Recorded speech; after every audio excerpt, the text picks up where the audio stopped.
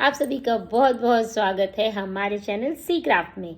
तो आज का हमारा टॉपिक है उन लोगों के लिए जो कि अपना नया बिजनेस स्टार्ट करने जा रहे हैं। तो आज हमने कुछ अलग सा टॉपिक पे वीडियो बनाने का सोचा, जो कि उन लोगों के लिए हेल्पफुल होगा जो कि किसी भी तरीके का स्टेशनरी बिजनेस स्टार्ट करने जा रहे हैं।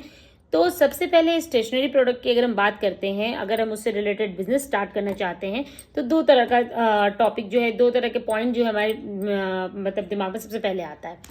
तो सबसे पहला टॉपिक ये होता है कि हम पेपर की नॉन पेपर किस तरीके का बिजनेस स्टार्ट करने जा रहे हैं। पेपर इन सेंस कि अगर हम नोटबुक से रिलेटेड या फिर नोटपैड, डायरी से ये सब पेपर बेस्ड हो गए। और कुछ ऐसे बिजनेस होते हैं स्टेशनरी में ही जो नॉन पेपर, जैसे पेन, पेंसिल, स्टेशनरी के अदर जितने भी आइटम होते हैं जैसे डेस्क होल्डर और स्केल, ज्योमेट्री बॉक्स, इस तरह की चीज़ों पे, मतलब जो नॉन पेपर आइटम होते हैं उस पे। तो जब भी हम स्टेशनरी बिजनेस की बात करते हैं तो पहले इन दो टॉपिक्स पे पे हमें सोचना होता है कि हम पेपर बेस्ड करेंगे कि नॉन पेपर बेस्ड।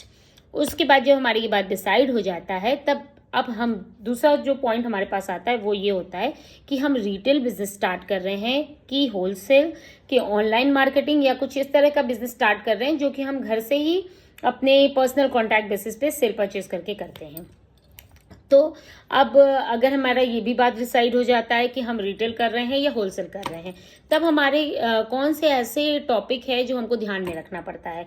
तो दोनों ही, चाहे आप रिटेल करो या होलसेल करो या ऑनलाइन बिजनेस करो, तो उनमें जो पर्टिकुलर मतलब जो कॉमन फैक्टर्स हैं जिस पे आपको सोचना होगा, जिनके बारे में आपको जानकारी लेनी होगी, उन पॉइंट्स पे हम स्टेप बाय स्टेप बात करेंगे और A to Z जो हमारा बिजनेस मॉडल है उसको हम समझेंगे।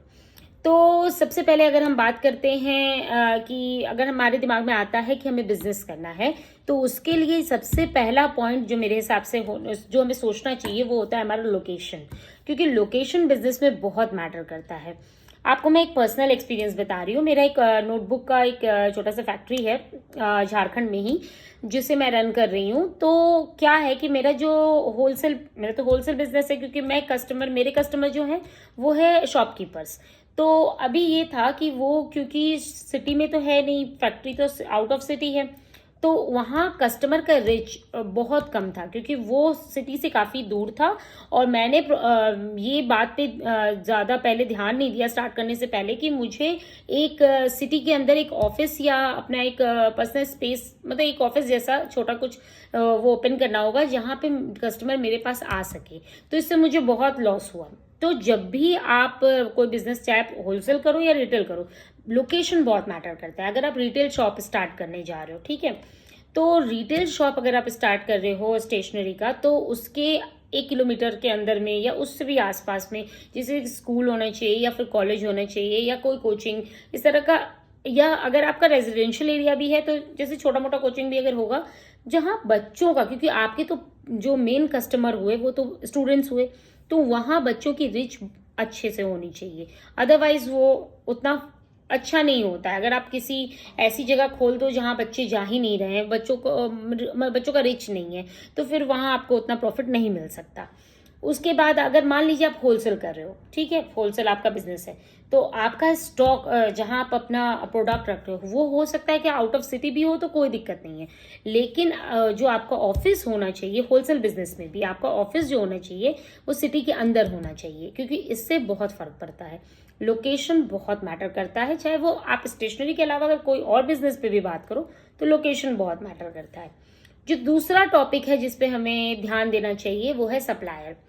अब अगर लोकेशन आपको अच्छी मिल जा रही है, अगर आपका खुद का लोकेशन, मतलब अगर खुद का आपका है वो एरिया, तो बहुत अच्छी बात है। अगर आप रेंट पे ले रहे हो तो भी आपको ध्यान रखना होगा रेंट वो मतलब उस एरिया के हिसाब से वो रेंट अप्रोप्रिएट है कि नहीं, जितना, क्योंकि आपको स्टेशनरी, अगर आप एक आउटलेट स्टार्ट कर रहे हो तो आपको कोई बहुत बड़े एरिया की जरूरत नहीं होती है, ऐसा शोरूम जैसा एरिया, उतना बड़ा एरिया की जरूरत नहीं होता है। तो एक नॉर्मल जैसे जो रूम होता है उसके साइज के हिसाब से भी अगर आपका एरिया आपको मिल जा रहा है अच्छे लोकेशन पे जहाँ आसपास कॉलेज, कोचिंग, ये सारी चीजें हैं, तो वो फिर आपके लिए ठीक है। अब जैसे दूसरी बात अगर आप करते हो, दूसरा पॉइंट की बात अगर हम करें तो सप्लायर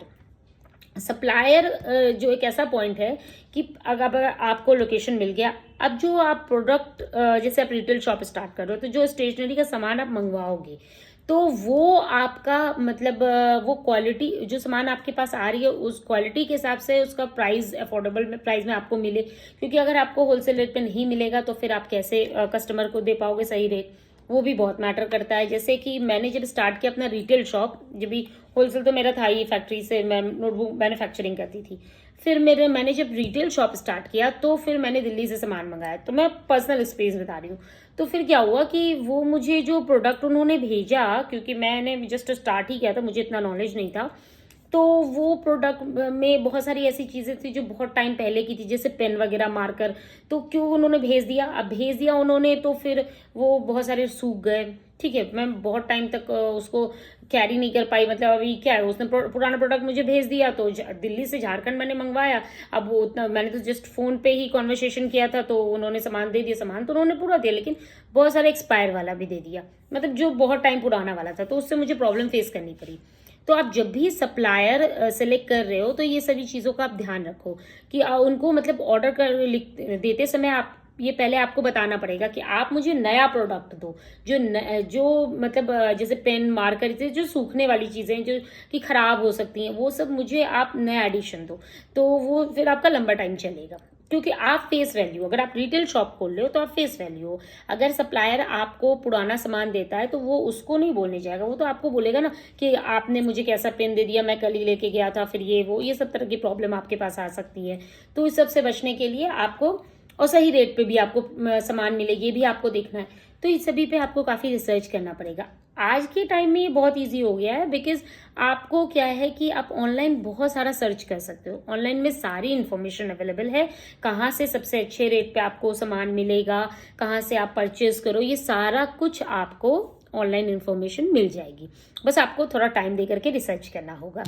उसके बाद जो सप्लायर अगर आपको सही मिल जा रहा है, लोकेशन आपका सही है, तो जो पॉइंट आता है वो है सब कुछ तो आपका सही है, अगर आपकी मार्केटिंग अच्छी नहीं है तो फिर आपको प्रॉब्लम आएगी। मार्केटिंग से मेरा मतलब है कि आप अपने चाहे आपका रिटेल स्टोर हो या होलसेल स्टोर हो, सबसे पहली बात है कि आप उसको ज़्यादा से ज़्यादा एडवर्टाइज करो। एडवर्टाइजिंग बहुत ज़रूरी होती है। आप उसका डिजिटल एडवर्टाइजिंग जैसे वेबसाइट बना के, या फिर आप और भी ऑनलाइन साइट्स पे डाल के, या ऑफलाइन भी एडवर्टाइज आप बैनर के थ्रू, और जैसे वेरियस तरीके से आप जो है अपने अपने स्टोर का जो भी आप प्रोडक्ट बेच रहे हो सभी चीज़ों को एडवर्टाइज करो। एडवर्टाइज करने के बाद जो दूसरा स्टेप है, आपको टाइम टू टाइम इसमें स्कीम्स निकालनी होंगी, ऑफर्स निकालने होंगे। और मतलब जैसे होम डिलीवरी आजकल तो ये भी बहुत इन है मार्केट में, आप डिलीवरी फ्री करवा दो, या मतलब इस तरीके से कुछ भी आपको मतलब उनको जस्ट कनेक्ट रखने के लिए मतलब कि कस्टमर को आपके दुकान से या आपके प्रोडक्ट से या आपके यहाँ से मतलब आपसे उनका कनेक्शन बना रहे, इसके लिए जो है आपको बहुत तरीके के पॉइंट्स पे सोचना होगा, रिसर्च करना होगा। तो और दूसरी चीज जो, और एक बहुत इंपॉर्टेंट बात ये भी है, कस्टमर के साथ रिलेशन। कस्टमर के साथ आपका किस तरीके का, आप उसको डील कैसे कर रहे हो, किस तरीके का, मतलब बहुत तरह के स्टेशनरी प्रोडक्ट में क्या है कि जब आप स्टेशनरी प्रोडक्ट को शॉपकीपर एज अ शॉपकीपर जब आप उसको सेल करते हो तो बहुत सारे चैलेंजेस आते हैं, क्योंकि आपको बच्चों को कन्विंस करना है। बच्चों को मतलब आपको उनको उनके हिसाब का प्रोडक्ट जो वो चाहते हैं, हाँ, तो आपका एकदम जो कह सकते हो ना आप, मतलब आपको उस प्रोडक्ट के बारे में पूरी इंफॉर्मेशन होनी चाहिए जब आप वो प्रोडक्ट सेल करो अपनी दुकान पे, तो कि वो प्रोडक्ट क्या है, कैसे है, आप क्योंकि आपको बच्चों को बताना है। बहुत सारे प्रोडक्ट क्या ऐसा होता है कि बच्चों को प्रोजेक्ट मिलता है, तो प्रोजेक्ट में बहुत तरह के प्रोडक्ट्स का यूज होता है। पहले हम लोग के टाइम में उतना, मतलब मेरे टाइम में तो उतना नहीं था, बट आजकल का जो जनरेशन है उनके पास मतलब इतना सारा प्रोडक्ट आ गया है ना, मार्केट में बहुत सारा प्रोडक्ट है। अगर आप प्रोजेक्ट की बात करो, प्रोजेक्ट में तो बहुत सारा प्रोडक्ट है, तो आपको पूरी इन्फॉर्मेशन होनी चाहिए। तो ये एक हो गया, ये एक बात हो गई। उसके बाद फिर आपका बात होता है कि चलो आपको ये सारी चीजें हो गई। उसके बाद जो मतलब एक पॉइंट, एक लास्ट पॉइंट जो आता है वो है फंड। आप अपना मार्केट मतलब अपना बिजनेस स्टार्ट कर रहे हो, तो सबसे पहले बात जो आती है आपके दिमाग में वो होता है फंड। फंड क्या होता है कि फंड में आपको देखना है कि आपको फंड, आजकल फंड का उतना इशू नहीं रह गया है मेरे हिसाब से, क्योंकि बैंक आपको लोन दे दे रहे। बहुत सारे ऐसे प्लान्स गवर्नमेंट के थ्रू निकाले जा रहे हैं, मुद्रा बैंक और बहुत सारी ऐसी प्लानिंग्स हैं जिसमें आपको स्मॉल बिजनेस स्टार्ट करने के लिए फंड इजीली अवेलेबल हो जाता है, लोन मिल जाते हैं।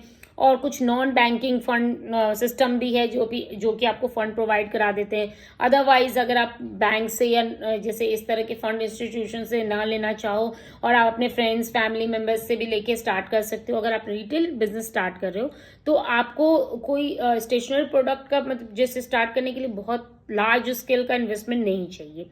हाँ, अगर आप होलसेल कर रहे हो तो फिर तो आपका इन्वेस्टमेंट, एक हायर इन्वेस्टमेंट की ज़रूरत होती है। लेकिन स्मॉल बजट से भी जो है वो रिटेल शॉप स्टार्ट की जा सकती है।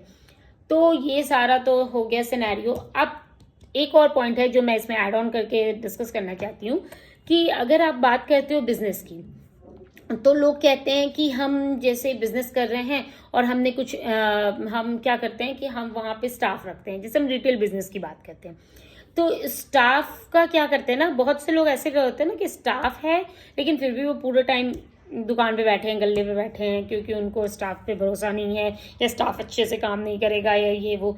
तो मेरे हिसाब से वो बिजनेस नहीं हुआ, मतलब वो तो फिर गधा मजदूरी हो गई। तो आप उसको सिखा ही रहे हो, कर रहे हो, वो एक अलग तरह का बिजनेस हो गया। बिजनेस तो मतलब ये है ना कि आपको ऐसा स्टाफ हायर करना है। अगर आप खुद ही बैठ रहे हो, खुद ही कर रहे हो, वो तो अलग बात हो गई।